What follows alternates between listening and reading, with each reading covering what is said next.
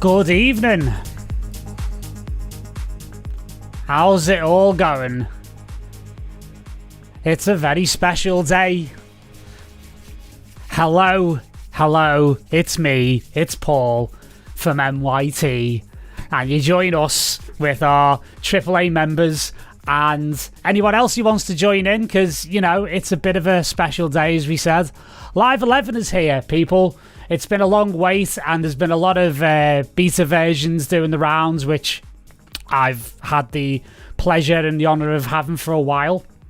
And yeah, only just in the last couple of hours managed to get hold of my copy of it. Because the servers for Ableton must have been absolutely jammed, because they really did seem to have a lot of demand, and it took me like 3 times to be able to download mine and get everything sorted. So for those of you who have got Live 11, I hope you've managed to get yours, as Steve has here, Mr. Cunliffe. Good to see you. Get that on the screen there. And yeah, good to see Daniel and Mr. Ferrano Music as well, which is good. Which is really, really good. So yes, he's been waiting for a while, so that's all good fun. So yes, excellent stuff. So basically, we're going to spend the next sort of hour or so, something like that, probably a little bit longer, going through probably as many of the new features as humanly possible. And I know there's been a lot of videos out about it already and stuff, but it really is worth having a bit of a deep dive. And there's a few things that I've managed to get hold of and stuff. And basically, yeah, you know, we'll have a little bit of a play around with some of the new Max for Live stuff. We'll play around with the Pitch Loop 89 thing, which I'm really excited about. That Robert Henke, the creator of Ableton and other amazing plugins like the Granulator, has created for us. I'm really excited actually, because I'm going to announce details of this soon. I'm going to be on a roundtable discussion in the next few weeks with Robert about the work that we've been doing on surround sound systems and his love of the surround sound systems that I've been working on, called D&B Soundscape. So well worth a watch. So without further ado, let's just get straight into it. I've got a couple of things here as well. I've got obviously the main camera here that I'm talking to you on. We've also got our lovely overhead camera here, so we can see some of the new options on push that we have available. Not a huge amount, but just some nice little details, and especially because there is polyphonic aftertouch and everything's looking good where that's concerned. So from there, we will move over into Ableton Live 11. And basically, I'll stay in the corner over here. I've finally found a place for myself where I'm not in the way. Well, see how long that lasts, famous last words. And also in the other corner, I've got the push over there so you can see what I'm doing with it. So yeah, you know, bit of an interactive one, kids. So yeah, basically I've been working on this as like a little bit of a jam, and you know, this is kind of ready to arrange and stuff. So I thought we could use this session that I've got as a bit of a basis for what we've got here in Live 11, because it was kind of the first thing I made. It still needs to be arranged, as I mentioned, and yeah, it's a good little fun thing. So we'll just hit play and give you a bit of an impression.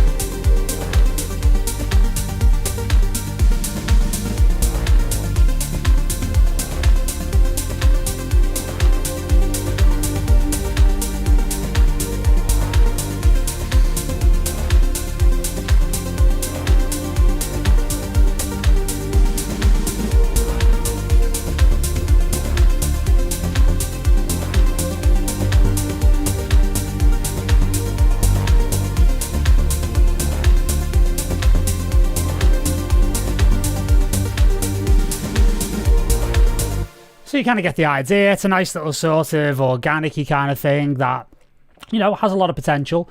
And basically what I wanted to do is kind of just go through again a lot of you know, a lot of the new features. And to be honest, this first one that I'm just going to talk about is just the one that's worth the price of admission alone, as far as I'm concerned, which is the ability to almost like bi-directionally work with scales in Ableton Live 11 between the program and the software, individual clips, and also with the push as well. Because one of the things you'll notice, again, you're probably all fairly aware of this, but you can actually now have indicators of what scale you're in and basically have that highlighted.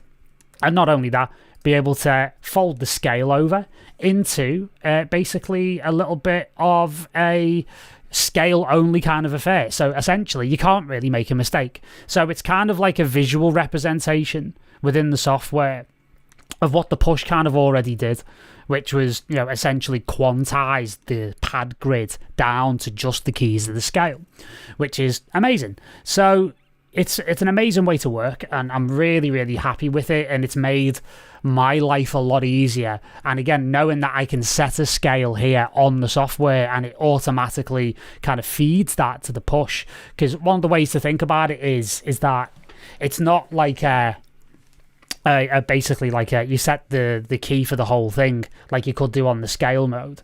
You can actually set it on the individual clip. So if you record into a particular clip like I have here with, you know, this bass line, I can set it to D minor, play it in on the push, and then that's kind of like imprinted almost like into the metadata of the clip essentially. So it makes it a lot easier, and then subsequent clips that you open will be in the same key because it assumes you want to be in the same key.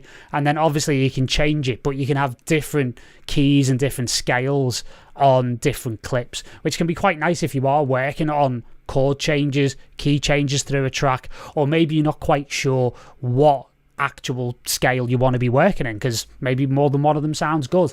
So for me, this is worth the upgrade on its own before we get to any of the like really sexy stuff.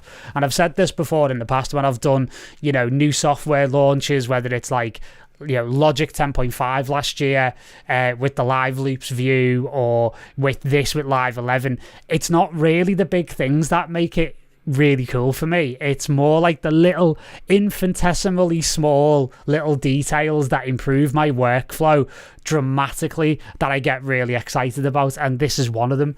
And again, we may as well stay here while the aspect of the piano roll is open, because it's changed quite radically. I mean, if you're coming from Live 10, looks very different, and again, if you're coming from, you know, another DAW, it's going to look different, but it's kind of better organized now. There's a lot more space for things to be seen, to be edited with, and worked with as well, and they've added some really nice new touches.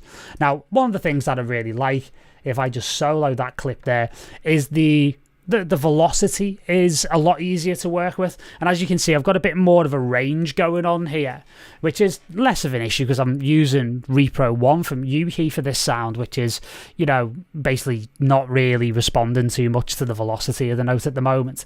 But in this case, it can be quite useful to set a universal velocity.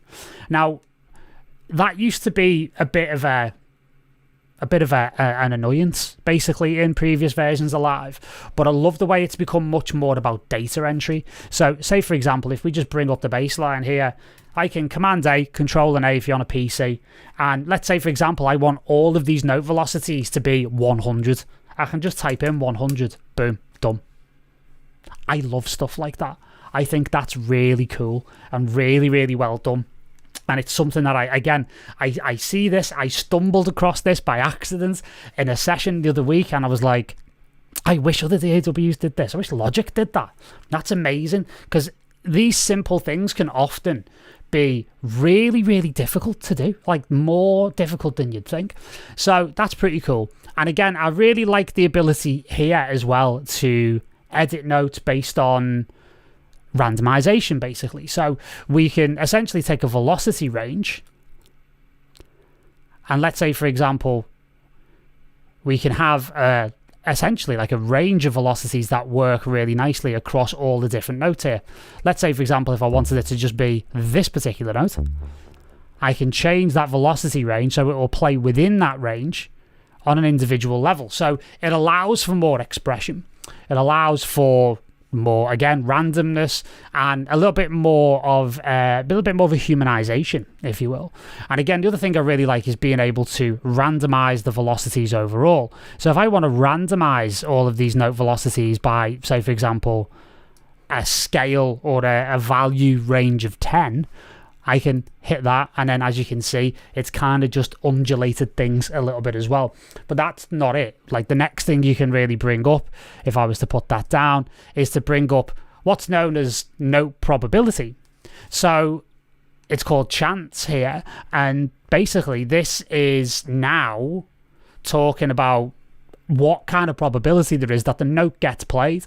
So let's say, for example, you'll see if I move that over from velocity, that's cool. Basically, you can see here it's actually on a percentage, where previously, if we were just on velocity, it just gives you the numeric value. So if we're on randomization here, I can randomize that chance by, say, 25%. And then that will change. Now, what that means, and you can see the little ticks next to each individual note there, that has a randomized function on it. So you possibly wouldn't want to do it on every single note like this, but what it can be really useful for is, say, for example, in a passage like this where there's a lot of notes at the same time, I can maybe take this note here and maybe give it, let's say, a 55% chance that it'll fire. So what that means is, you know, a little less than half the time, it's not going to fire when the cycle comes around, which allows for these things to become a lot more generative and, again, a lot more expressive, and just allows you to build in more variation into your music and not have it just replay the same note over and over and over again. It will just kind of fill things in. You do that to 2 or 3 really, really key notes in a phrase like this, you can get some real gold out of it. It's really, really cool. So the note randomization, the velocity ranges are really, really good. You've just got more space to work with, again, legato in notes, duplicating notes and whole sequences, reversing and inverting. Just makes the whole thing a lot easier to work with, a lot more visual. And again, they've tabbed a lot of these views out, where now the envelopes view is quite interesting, and again here you've got note expression. So this third tab is really interesting once we get into wavetable, which is now MPE compatible. It's a whole new world. And again, what's great about Ableton now is you can effectively have, with the push, polyphonic aftertouch. So even if you've had to push for a long time, I've had a push now for possibly 6 years, push 2 for 6 years. I've had pushes for 6-7 years overall. I love the fact that I'm still getting upgrades now. I'm still getting new possibilities, new functionality from this piece of hardware, and I really like how Ableton have designed this and have future-proofed it. I'm getting asked a lot at the moment about, do you think now Live 11's out, there's going to be a push 3? The honest answer is I don't think there is going to be for a long time, because this has been built in such a way that it is endlessly upgradable, editable.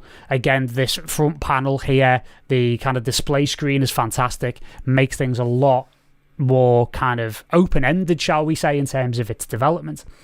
But if we wanted to get into the note expression stuff, we certainly can. MIDI polyphonic expression, and again, it's effectively turned the push 2 into a form of MPE controller.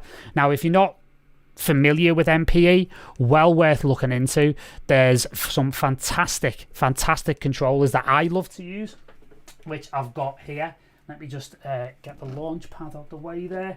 I've got basically the Rolly Seaboard block, which just really set the tempo basically for MPE controllers way back in the day. And I've also got a light pad block, which is kind of like, I use it like an XY controller, but that's a really open-ended thing as well. But again, these use basically a lot more of the ability to kind of express yourself on one of these surfaces and with MIDI by utilizing various what Rolly call the 5 dimensions of touch. So what you can actually see here, it opens up elements of slide, so that you sliding the finger on a controller, such as the Rolly. Pressure, which again is going to be per note polyphonic pressure now. So each pad on the push has its own aftertouch, which is incredibly powerful. Velocity, again, obviously is another one. Relative velocity is another one there. And again, the whole thing you can start to program in really lifelike sequences. But the best part about this is with the MPE, you actually don't need an MPE controller. You don't even really need the push, because all of the automation lanes here are open to basically have you edit them. And that is kinda what I've done with the sound next to it, which is this kind of sub bass line, which I'll play, and you'll see exactly what I mean. I'm just going to try and bring the notes up, fold the scale, there you go.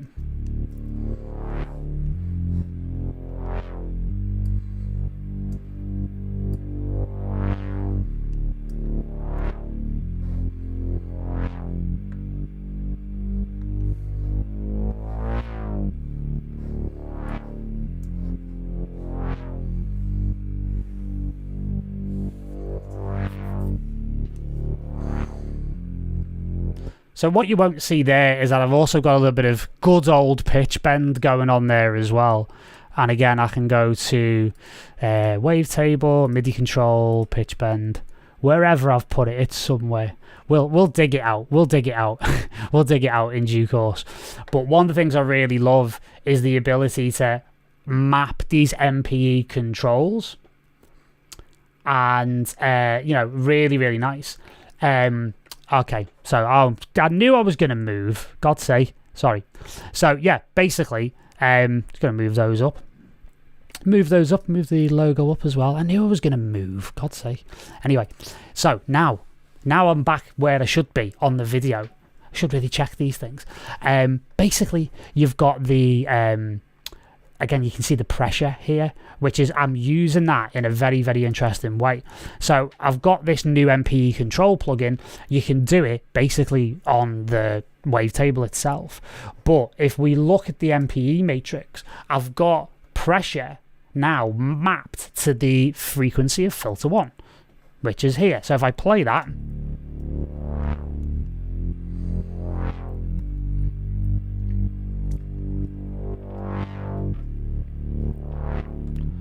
it's moving quite closely now and really nicely with the performance data, which I actually played in initially on the push using the polyphonic aftertouch, and then cleaned it up as a sort of manual piece of automation, like you would on every other type of automation lane, whether it be, ascend or track volume or panning or whatever it is. It's all editable in exactly the same way. So that also works, again, per note, because if I was to take this note and move it around, it would actually move with the note. It would be essentially mapped to the note itself. So it's incredibly useful. So I've now got per note, polyphonic pressure, velocity, chance, all of this stuff, and the slide as well, which is not something we're really using here, but you can see where I've programmed it in on the notes. Again, that was basically from... I think that might have been from the C board, I'm not quite sure. But essentially just makes things really, really expressive and super easy to program something like this as well. And again, at the end, I've got a little bit of pitch bend going on where I can basically just have that ramp of that long G over, and it just makes things really, really expressive. And here we go. Yeah, note pitch bend to the actual pitch itself. So yeah, really, really cool. And again, I've even got it mapped to wavetable position, so it kind of moves from a sawtooth wave on oscillator 1 here to a square wave, essentially. And kind of the same here as well. But with slightly different movements, so they kind of detune against each other a little bit. So again, what's really nice here is the MPE control plugin, which I really, really like, is one that essentially allows you to almost like smooth out the data a little bit and make sure that it's being applied in the right way. Hence why I've got these kind of like, I've got a curve going on here on the pressure, because I wanted it to kind of just, you know, ease its way in rather than be just sort of a straight on and off linear kind of thing. And that can obviously be applied to any sort of MPE input from a clip, from, again, push 2, from the Rolly C boards, whatever we've got. There's a whole host of different ways that we can apply the MPE, which is fantastic. So yeah, that is really a lot to kind of consider already, and is just opens up whole new worlds straight off the bat. And again, like some of the other stuff I really like, just, you know, just on the more basic end of things, is, you know, the improvements made to things like, say for example, the CPU up here in the top corner. You know, you get a CPU load overload indicator now. You've got average and current CPU meters going on. You can show average or you can show current as the main kind of master meter, and you can switch the audio engine on and off from here, which seems completely pointless. However, the amount of times I've just got other programs running in the background, like Ableton, while I'm doing other stuff, to be able to turn the audio engine off and sort of save a bit of CPU is actually something that can be quite useful. So that's pretty cool. That's pretty cool indeed. So from there, you've got a whole host of other things that we can look into as well. Obviously, we've got huge amounts of plugins to look at, a good amount of plugins. And again, we'll start off with one of the more obvious ones, which is the hybrid reverb. So the hybrid reverb is, again, it's like a hybrid of a convolution reverb and a more digital algorithmic reverb, right? So you've got the ability to effectively feed one into the other. So at the moment, I've got this set to just a convolution reverb, but I could set it to just the algorithmic reverb. So you've got all your algorithms like, you know, shimmer, tides, the more kind of synthetic digital style. And then you've got the more convolution style reverb, which again is, you know, if you understand convolution technology or convolution reverb, these are reverb algorithms that have been made from recordings of real spaces using something called impulse responses. So you can actually have, again, a serial or a parallel signal flow between the two. One of the things I really like about the hybrid EQ is that you've got a really nice, clear, big, fat kind of EQ that will allow you to do kind of a lot of processing without having to put an EQ beforehand. That's something I really, really like. And again, the convolutions are fantastic. They're essentially a lot of them from Convolution Reverb Pro. I think there's quite a few new ones in there. And yeah, generally it sounds fantastic. So let's like take it out for a little bit of a spin.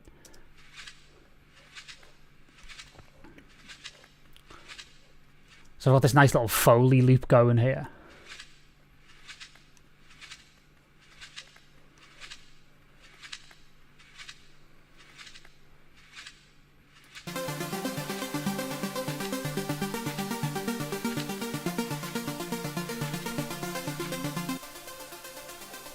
Let's solo that and have a listen.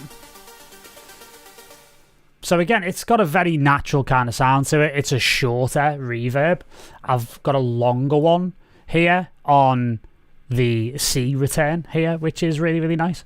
And again, that's more on the algorithmic end of things. That's more towards, you know, how I'm used to using the reverb plugin within Ableton. And again, if you're joining us and you've downloaded our amazing, you know, accelerator reverb plugin, which is what I've been using our rack for years, like this is very much the next kind of iteration. Now, one thing to kind of bear in mind here is that if we go into the audio effects, which again are reorganized in Live 11, you've still got the original reverb. You still get that, but you've got the hybrid reverb as well. So it's a secondary thing that just gives you more creative choices. So from here, I've got something that's a lot more, again, just a bit bigger, a bit more kind of, you know, fully kind of sounding, and is pretty, you know, pretty bold and pretty big sounding. So let's have a listen to C here.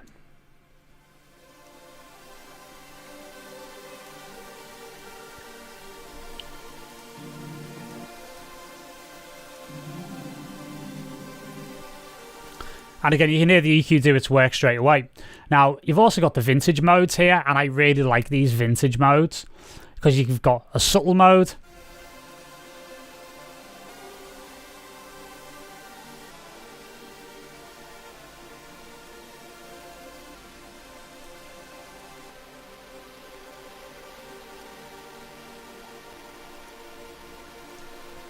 And if you listen carefully to something like that, that's essentially like a bit crusher. It's essentially kind of just reducing the bit rate, the bit depth, in order to kind of get a bit more of a crunchy, old school kind of sound. And again, what's really nice about that is it's equally applicable over here. Again, I'm using deliberately here an algorithmic reverb on one, and then a more of a shorter convolution on the other one. But you can add that to the overall in the hybrid reverb as well, which I really, really like. I've gotten really used to this plugin very, very quickly, and there's really nice kind of options here in terms of making the size of the convolution a lot bigger, obviously the decay, etc. You can really mold these real spaces. So again, I wanted something a little bit shorter and a bit more realistic sounding, just so it gives a kind of an overall ambience. And then for the more kind of big, diffuse kind of sections, I wanted something a bit more on the algorithmic side. And on the algorithmic side of things, like what you've just heard there on Return C, is a prism reverb. So we can go through the different modes. We've also got a freeze function here, which is quite interesting, which we can add in. And again, you've got the ability to then, obviously on the algorithmic side, you've got decay, size, low and high multi, etc. And to be honest, like I've really enjoyed it as an alternative to using third-party plugins, like say for example like the Valhalla Room. It's an interesting kind of alternative. So ultimately, like what we've got here, if we just play that,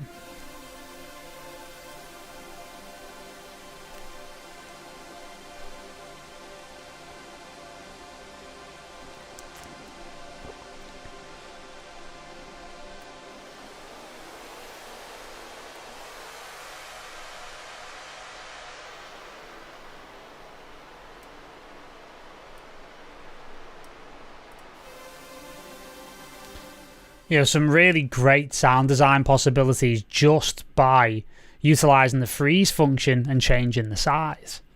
So again, that's very reminiscent of other third-party plugins that I really love, like Eventide Black Hole. If that's something that you've not already chosen or picked up in the past, phenomenal plugin, been one of my go-to reverbs for years, and it basically just has that really interesting, otherworldly kind of effect. Let's check some of the other algorithms. Let's check tides. And again, you've got wave and phase here, and there's different parameters, different controls for each one. So typically, I've got nothing. Let's turn that off. There you go.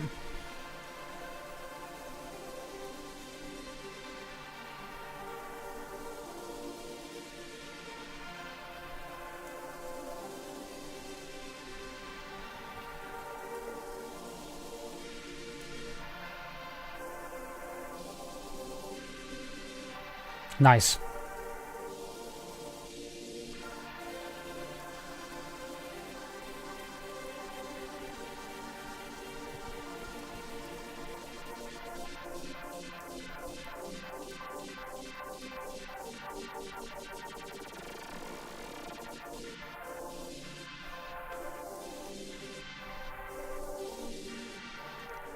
Very cool. And yeah, very reminiscent of, like, you know, a lot of the reverbs and different kind of processes you'd hear, you know, on synths like, you know, the Access Virus, TI Polar, stuff like that. Really, really into that. So the Tides algorithm's great. Let's look at Shimmer.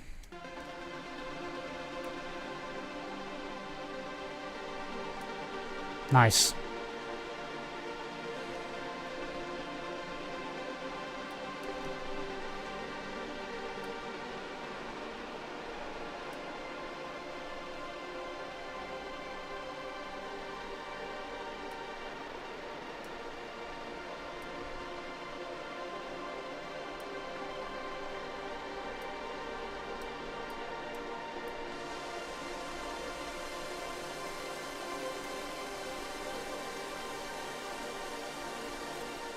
Very cool. Very cool indeed. And again, takes it almost into like granular delay, grain delay, as it was the the other plugins that we can mention on a third party level, like Sound Toys Crystallizer, an amazing plugin. So yeah, you've got a lot of creative possibilities here. Let's go for Quartz.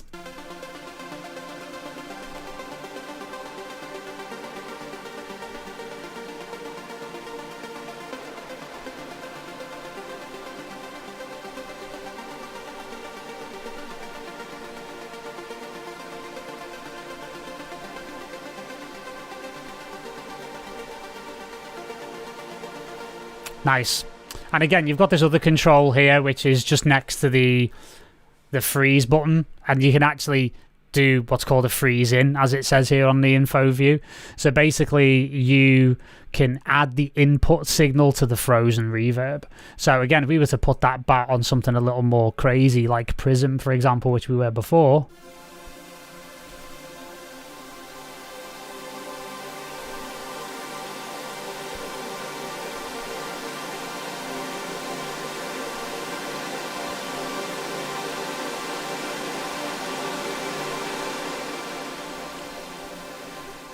You get these amazing build-ups. So those like sort of fed back frozen reverbs can be amazing for, again, those really lovely kind of textural, tense, expansive moments in tracks. Really, really cool. And again, you've got your dark hall as well, which would be a bit more sort of, again, the more traditional algorithmic reverb, if you will. Which sounds great. Has got that kind of airy, kind of like, again, diffuse kind of vibe that you expect from algorithmic reverbs, and very cool. And just in general, you've got the ability to create feedback through the reverb in a native way here, and you've obviously got great pre-delay, etc, etc.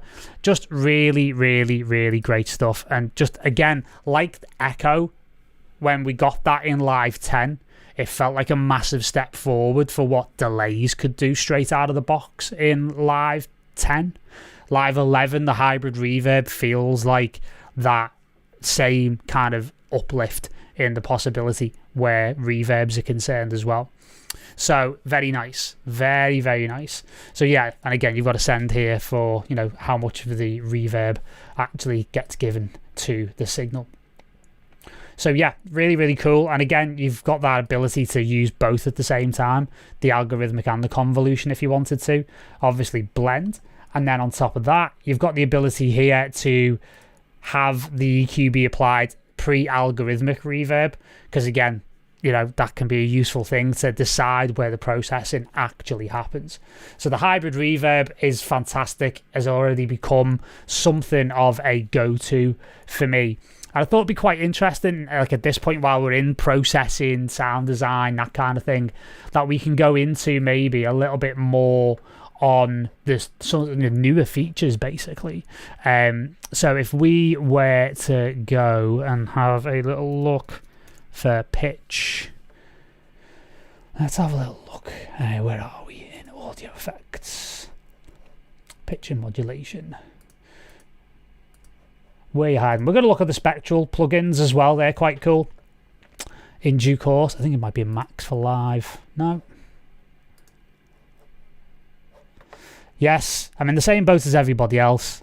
Packs. I downloaded that. Oh, here we go. I haven't installed them. I've downloaded them, but I've not installed them. Let's install Pitch Loop. This is the one I wanted to watch anyway. Because factory packs folder is not available. Well, that's great on a live stream, innit? Well done. Well done. Hang on a minute. I know what I can do. Give me 2 seconds. Wouldn't be live TV without there being some sort of screw up, would there? Anyway, right. Pitch Loop 99. Right. Why is that not loop not available? Of course it is. Of course it is. What's it talking about? Hang on a minute. Right. Fascinating. The wonders of live television. Tell you what, let's look at the spectral stuff and we'll come back to that. So, yeah, I mean, you've obviously got the spectral elements as well. Let's have a little look here on the spectral side of things. So you've got spectral time. So spectral time can be quite an interesting one. And again, we'll go back to our baseline for this, which I really think is a good representation, because we need a bit of a delay on that. And we can take the echo off that. So let's throw the spectral time on. So I'm a big fan of like spectral or granular kind of stuff. And this is quite spectacular in what you can do. So let's just have a little bit of a listen to what it does straight out of the box.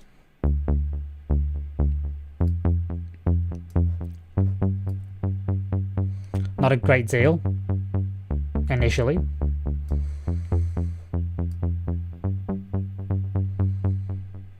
So far, sounds like a regular kind of delay. But then we can start to play around with various aspects.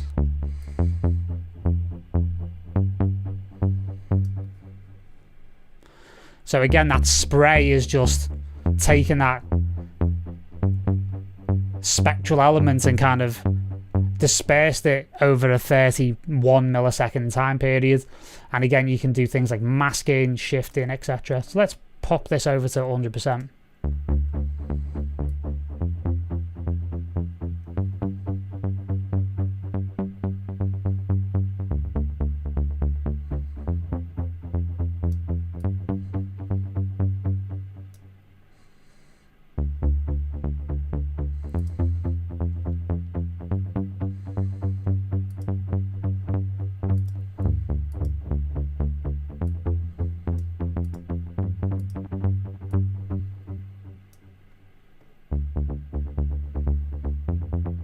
Nice.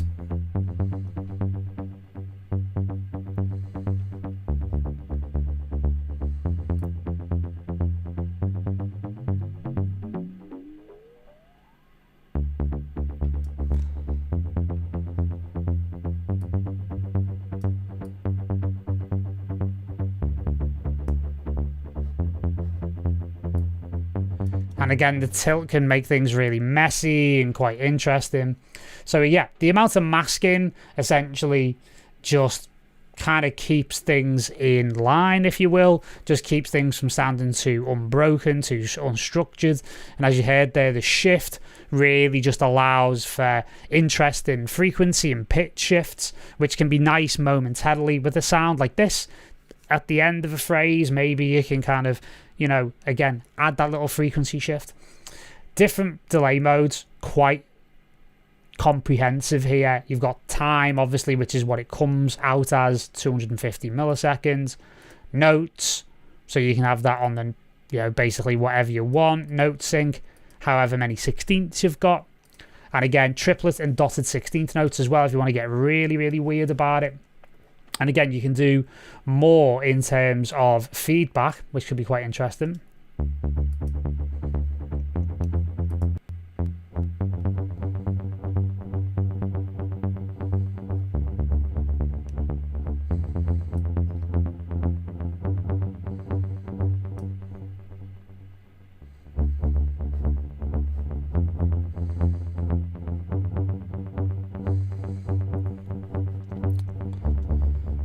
So you can do some pretty interesting textural things and add a little bit of complexity to a bass line like this. And again, obviously, these types of spectral effects work quite well on higher end frequency content, as well as being a more kind of rhythmic delay. So let's have a little look and go to, let's say, for example, the strings, which are, you know, they're sounding pretty nice here. Just in case you're interested in what I'm using Symphony, not Essentials, String Ensemble Symphony Series on Contact. That's with Complete. And I'm also using a Spitfire library. I'm using the Chamber Evolutions, the Oliver Arnolds. I've got two of them here, actually. And just adding that lovely little bit of texture there. And yeah, from here, let's just take this.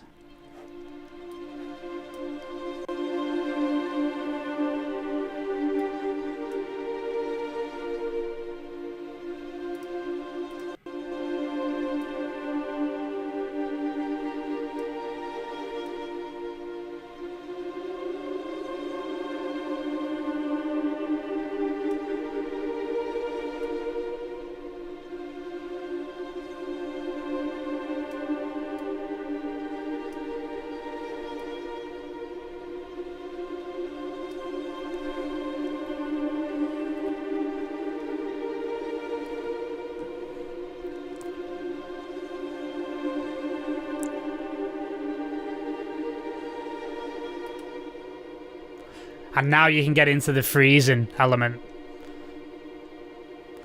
which can be quite nice. And you can have that hold while you change the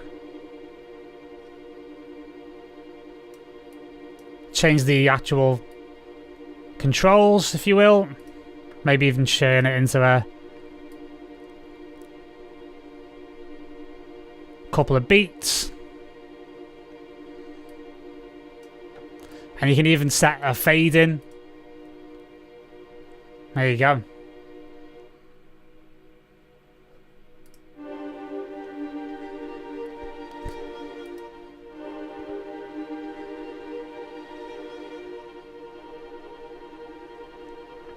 Again, almost like a kind of a tape looped kind of quality, right?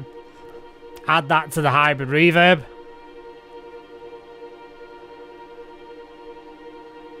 You're into a whole new ball game.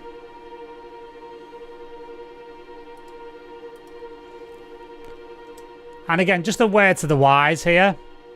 With this is this spectral readout is pretty heavy on CPU. These spectral and granular style plugins that have all of these like three-dimensional kind of displays tend to be quite heavy on the old processing, which is why it's quite nice that it gives you the ability to put that away and be able to just work with the controls.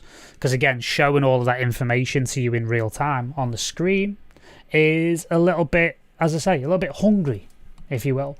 And you've probably also heard that the resolution from low to ultra has a very, very marked impact on the overall structural integrity, if you will, of the sound, which is quite cool. So yeah, so the spectral time is wicked. I'm really into that for more interesting kind of textured delays, if you will, and also for really nice kind of glacial kind of freezes on orchestral strings. Again, think about it. There's a really nice world of sound design to be had by taking organic sounding sources and applying them in a, you know, applying processes to them that are very kind of synthetic, if you will. So let's have a little look at the other spectral. So you've got spectral resonator as well, which can be quite an interesting thing. So we'll add a little bit on that as well. And yeah, this can get really, really quite bonkers and quite bizarre, but it's good to, you know, choose the same kind of sound to look at there. So let's have a look.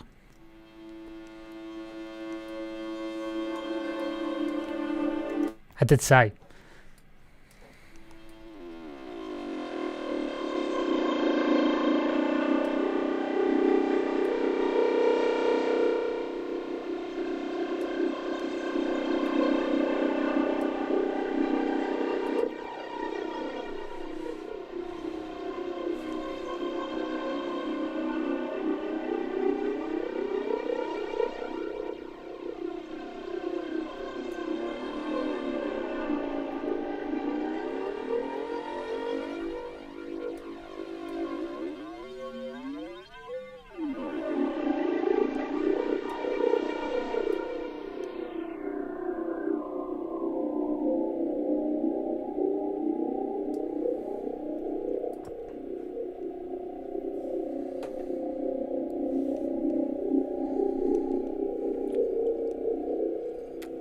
So very, very crazy.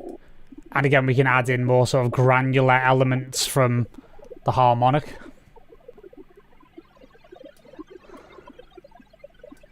Which is where it starts to get really bizarre. And again, you can add your unison there.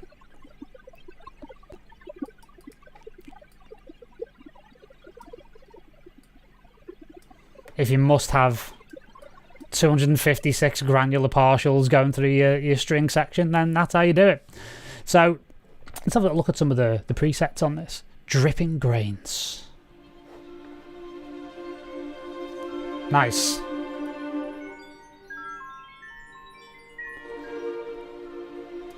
And again, that kind of thing just kind of lightly sprinkled in. Now you'll notice as well, we had it set to hertz before.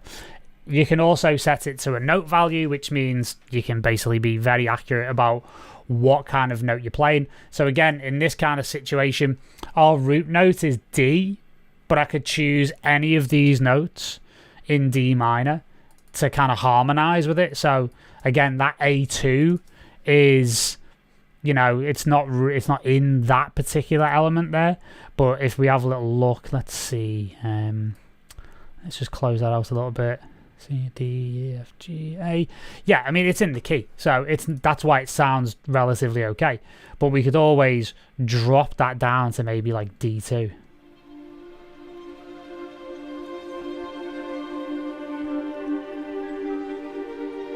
Nice.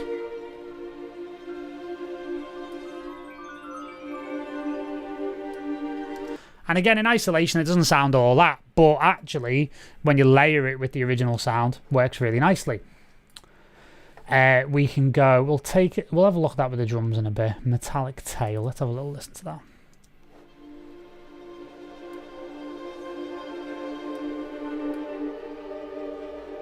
Now that's cool, I like that.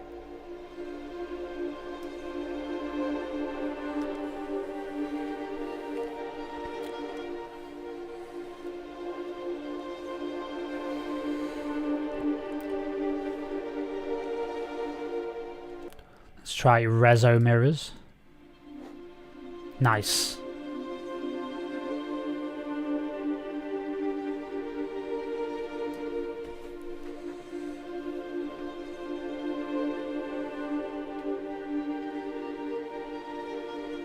Very, very nice. And again, really nice for being able to add texture to these kinds of sounds. And again, we can try them on the drums and stuff as well. Really into that. Going to be honest with you, the delay's more my kind of bag, but the modulation and the really interesting kind of movements between sounds that you can get with the spectral resonator is very cool indeed. Hello, Adnan. Good to see you, mate. Dan Lama, always good to see you. Yo, into the ether. There he is. Ian, perfect sound for yoga. I think he meant that before with the spectral resonator. All good. Don Herman. I hear Daft Punk everywhere now they've split up. Terrible, isn't it? So, there you go. You've got those lovely new pieces of movement and new effects, shall we say. And I've got to say, I'm really loving this whole new arrangement here. Just makes things a lot tidier to work with, which I'm really, really into. Yeah, really, really like that. So that's super cool. Yeah, really, really like that. And again, the ability, just to talk about the browser for a second, you know, just to talk about like being able to save your templates and just not have to, you know, deal with all of that as an external process outside of Ableton is a very, very cool thing indeed. And I'm really, really into that. And, you know, you can see here I've already got one here called Organic Template. And again, I'm not really a big user of templates, if I'm being honest. I do like these things to kind of develop organically, but they can be very, very useful in particular circumstances. Again, one of the big things we give away is a mixdown template at MYT. If you head over to the website, transition.studio, and you can go over to the free stuff section at the bottom, and there's loads of stuff there. It'll all work in Live 11. It'll be totally fine.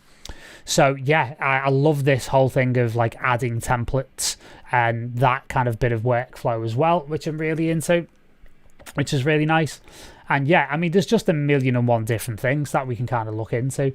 Bit of a shame that I've not got the pitch 89 looked at, but we are going to do a whole heap of different videos on, we're going to go more in depth on the spectral plugins. We're going to look at, you know, the hybrid reverb and the hybrid, so not the hybrid, but the spectral, you know, resonator and everything else. We're going to look at that. We'll do a deep dive on MPE, all of that stuff. There's a whole host of videos coming on Ableton Live 11 on the YouTube channel, and we've also got a course getting started in Ableton Live, which is being updated right now for Live 11. It would be super relevant if you've not used Ableton before anyway, because effectively, you know, it's still in Live 10, so it will have all of the basics that you need, and we're going to add and update that content as well. So check that out on the website. We'll put all the links to everything on this in the description and the video as well, which is cool. So yeah, super, super into that. So other things, obviously, that you can do, I mean, in terms of Other aspects, you've got the nicely now, I mean, these are just small things that I really like. Again, just to talk about the small things, if we were to kind of look at this in a bit more detail, and actually as I move the push a little bit further over the screen, we'll go into the polyphonic aftertouch after this. There's that much we've got to think about it. So you've got the ability here on, and again, we've been looking at this for a while now. Being able to like kind of move scenes and stuff as well, everything being individually numbered, which I really like. And again, if we expand this out, there's all this extra that I'm really into. So again, you could rename that as, let's call it Jam, for example. And I could set the BPM here to, let's say, for example, I wanted that to be 122, yeah. But let's say, for example, here I could say, right, breakdown. Excuse me. Let's just call that breakdown for a laugh. And we can put that to, say, 120. So you could do this in Live 10 by naming the scene with a particular title. So you could say Jam and then put 122 BPM, and then it would basically see that as, I want this scene to be this BPM. So they've kind of formalized this a little bit here, and I've done a really nice job of formatting it, because sometimes in scenes what I find is I want certain scenes to be a certain length, or I need them to be a certain certain time signature, I should say, where I want a gap between a break and a drop of just a couple of beats, but I don't want to have to deal with like offsets on the grid and stuff. I want to be able to jam it in live. So again, if I wanted that, I could basically say, right, well, I want this to be this drop here. And I could say, right, well, I want it to be 120 again, but I also want it to be 2/4. So that particular scene will only have 2/4.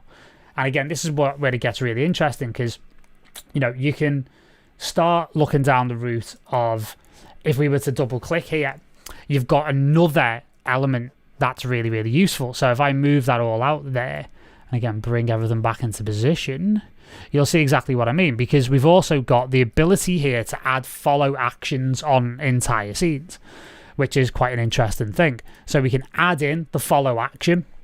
So what we could actually do is say, right, well, we want it to be the next, and then basically you can have the two actions there, and you can have the probability between the two.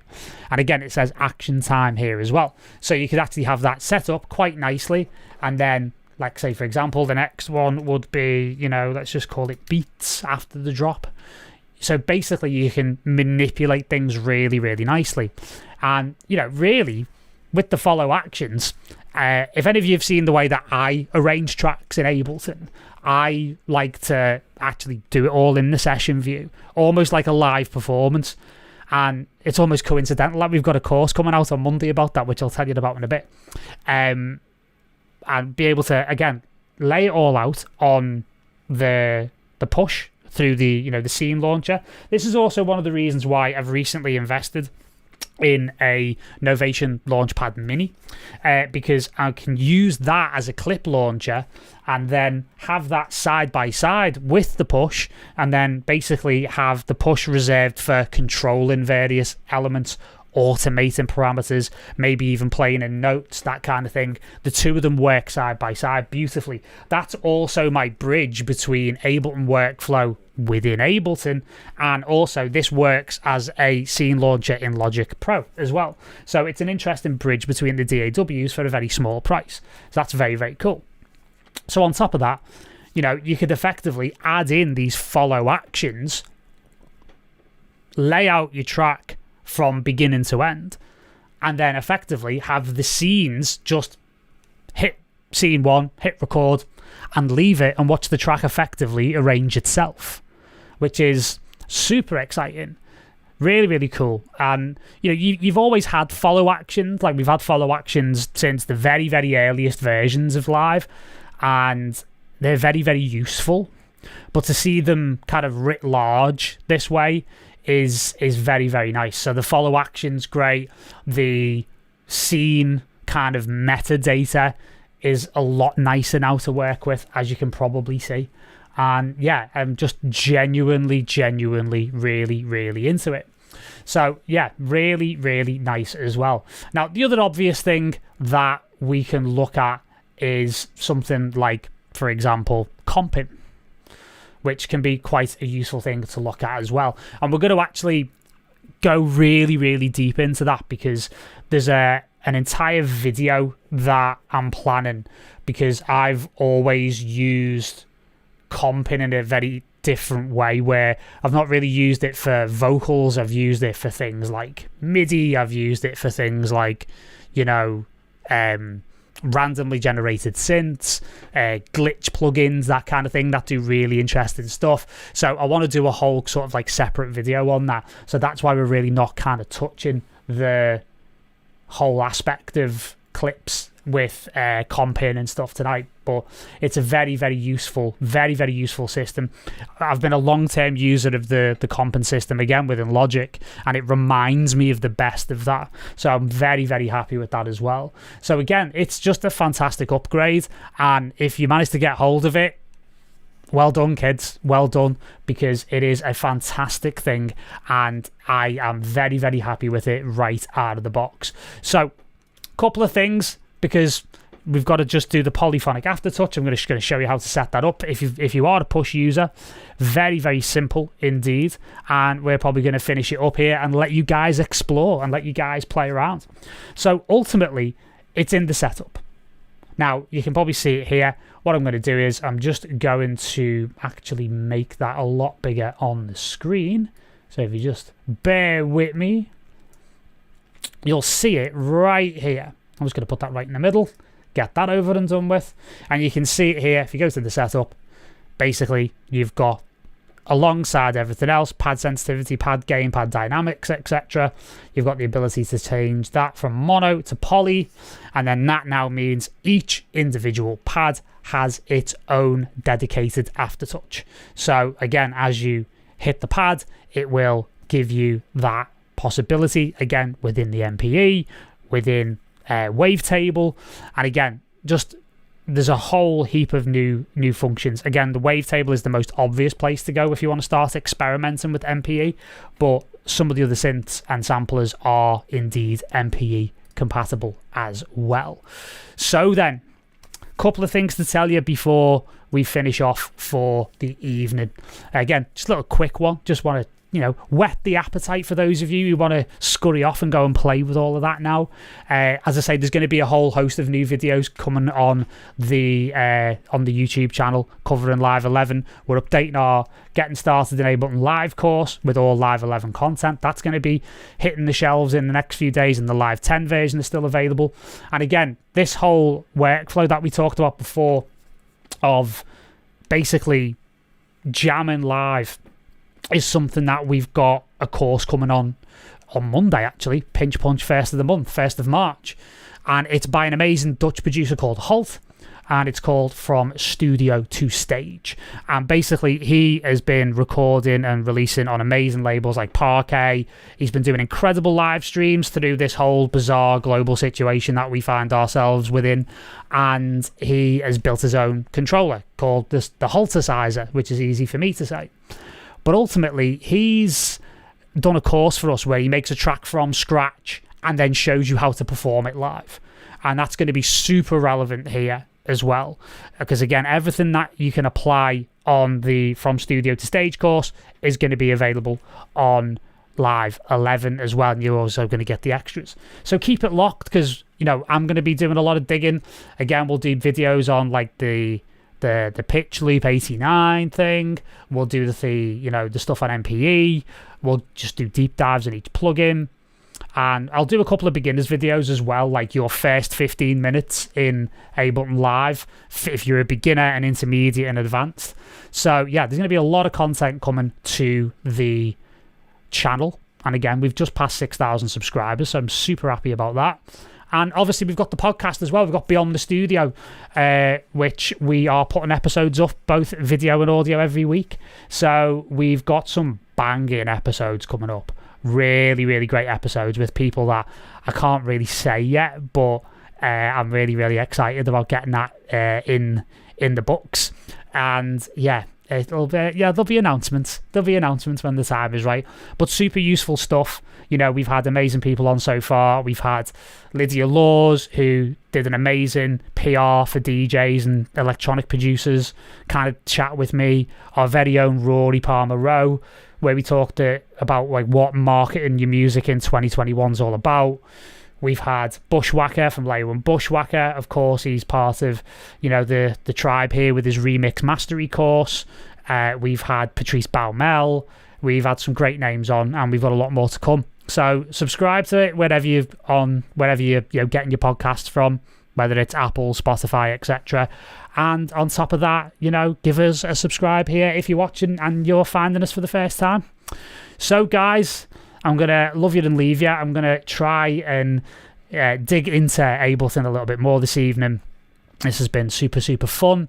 And also, hopefully you guys will all get it downloaded, because it looks like, you know, Ableton have had quite a bit of demand on them today. So, as I say, it took me a last-minute download to be able to get hold of everything. All right, guys. Well, I'm going to love you and leave you.